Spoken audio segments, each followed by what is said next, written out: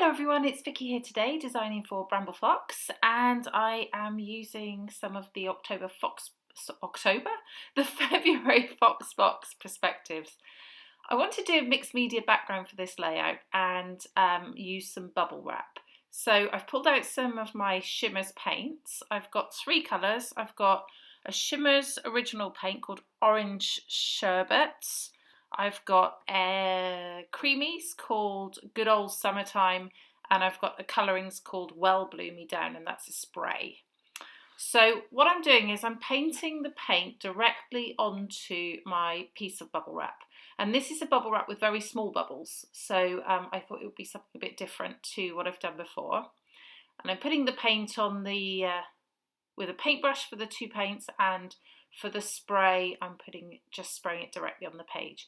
And then I'm going to put my paper down on top of it and lightly rub it so that the paint transfers. And you saw there was a bit of a splash of paint there, but that's fine. I just wiped it off really quickly and it was okay. This is smooth white cardstock, so I haven't got any gesso on here, but it does repel the water a little bit longer than normal paper would. So I'm just using my paintbrush here now to smudge some of the bubble wrap effect that I have, and that just makes it a messier mixed media look. That's not something you would have to do. It's just it's a personal preference that I like to do. And then I'm just getting some tissue to soak up some of the excess water, not all of it, just some of the excess there, just to make it quicker to dry. And then I'm going to pull out some white acrylic paints, just a small amount, watered down, and I'm going to use that to do splats onto the page. And what you'll see is where the big splotches are that are still wet, it sort of soaks into those and lightens them up. And that's what I wanted to do, just achieve a nice pastel-y colour on here. And then once I've done that, I'm going to roll over it with my kitchen paper, and that leaves a nice subtle background for me there. I love those little the little bubbles that I had. I bought a picture frame and it came wrapped in that bubble wrap, and I thought it would be cute to try it out. Always an opportunity for a crafter, right? So I've got a picture of my dog, and he's looking really cute, just snuggled up next to me on the sofa.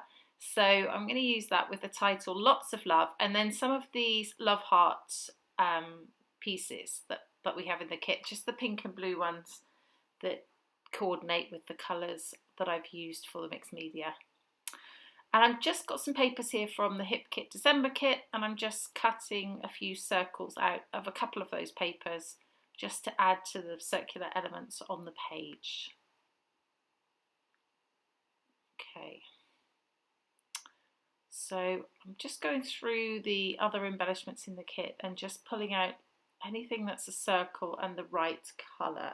So I've also added a bit of grey embellishment up at the top with the blue, because there's sort of a grey, I guess sort of like a beigey grey colour. So I've just added those in as well because there wasn't much in that blue. Okay, so I'm just looking through these die cuts. I pick up that little orangey one that I think it says Love the Season or something, but it's not really quite the right colour, so I don't use that in the end.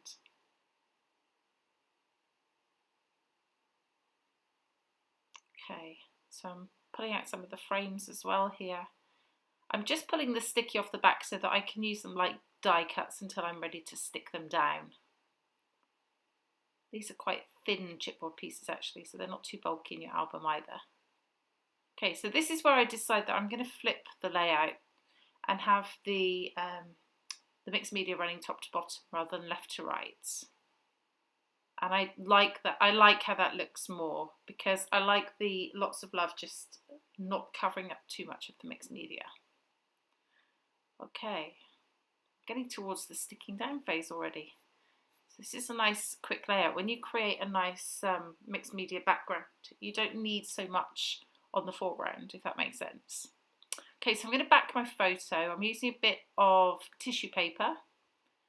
First of all on the back, just to add a bit of texture really to the page. You don't see it particularly well, but it does give some texture. And then I'm going to add some of this black and white spotty paper as matting layer. So that's the same paper I used for those little circles. Okay, and then I'm cutting a couple more of these frames to stick underneath and above the photo, sort of as just little colour pops. That pink actually does say cozy and warm though, so that's I thought that was quite sweet. And then this blue one doesn't say anything, but it just adds that little blue pop at the top in the same colour as the mixed media. So I'm going to stick all that together. And I just stick the frames in under the photo, but above the matting layer. There we go. So next up, I think about distressing the edges of my little circles, but actually I then decide against that, and I decide to put some paint around the edges, just the same colours that I've got on the layout. Well, actually, I just used the pink and the blue one. And that makes the edges a bit softer. So when I go to place them down, I can ruffle up the edges a bit with my fingers as well. So yeah, so now I'm just going to use the blue around these black and white dots. And I'm just using my finger as well, just to smudge it on there, so it's not a precise line. Okay, and I like how that looks.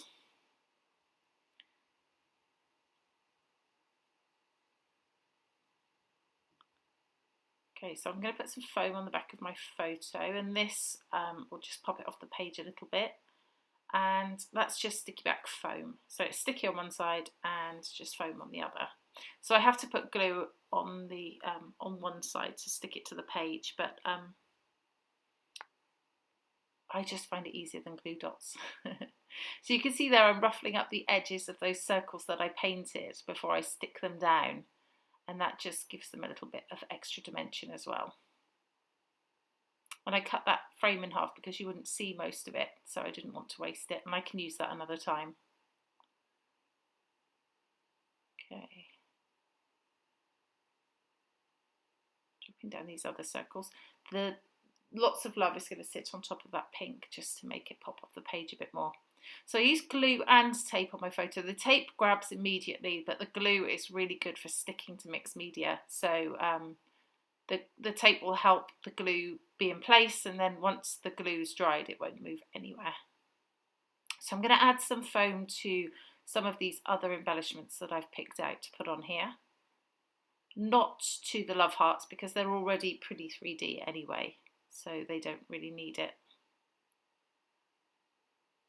I'm going to stick down my title. This is Scotch tacky glue that I've got in my fine liner bottle, and that dries fairly quickly and grabs really well. You have to give it a couple of minutes, of course, to dry, but it does dry pretty quickly. Just be careful because it's a bit slidey at first, and some of the things might slide around if you're not too careful. I've done that too many times.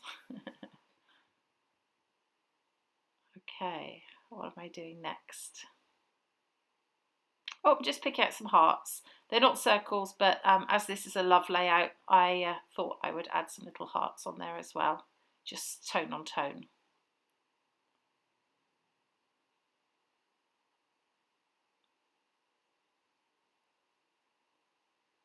This is a pretty simple layout, but I really like it because I love that mixed media. I was really pleased with how that bubble wrap turned out.